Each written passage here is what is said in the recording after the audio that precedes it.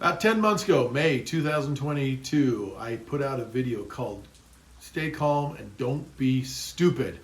Well, this is part two of Don't Be Stupid. Now, what I talked about in the first one is there was an effort going out by lenders at the time to convince you to take all that equity that you've built up over the 2 years before that, as home prices were going up. You get all this equity, and they wanted you to spend it to go get a boat, to go on vacation, to remodel your house, all of these things. And that's where I still don't want you to be stupid. So don't go out and take that equity and do that. Now, people are being more careful, and we don't hear those advertisements out there right now because I think the banks are realizing people just don't want to take that equity, not where the interest rates are right now. But I am going to tell you there may be one situation, and there is one situation that I do encourage people who are careful with their finances. And so this isn't for every one of you.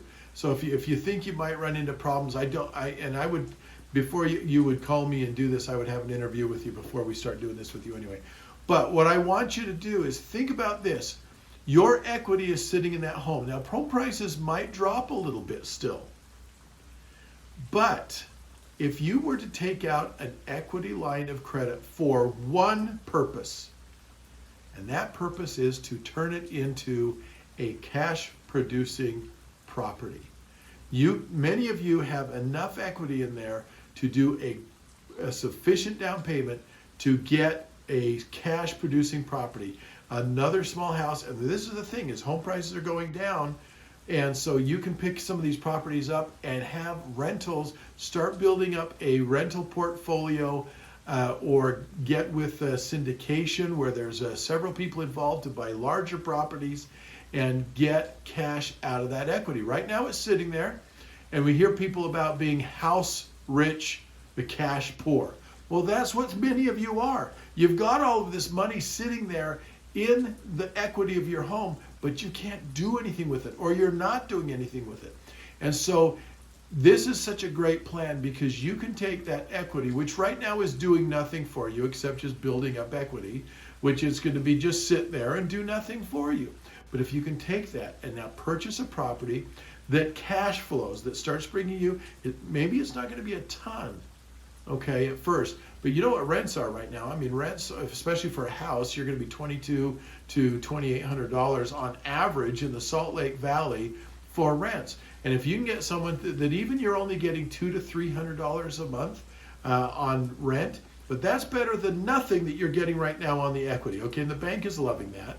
Okay, because you're just sitting there and they're feeling very good about that. But now you can get something where it's paying for you, plus you get all sorts of tax advantages. You want to get rid of a bunch of your taxes, start buying some rental properties, okay, and get some tenants in there.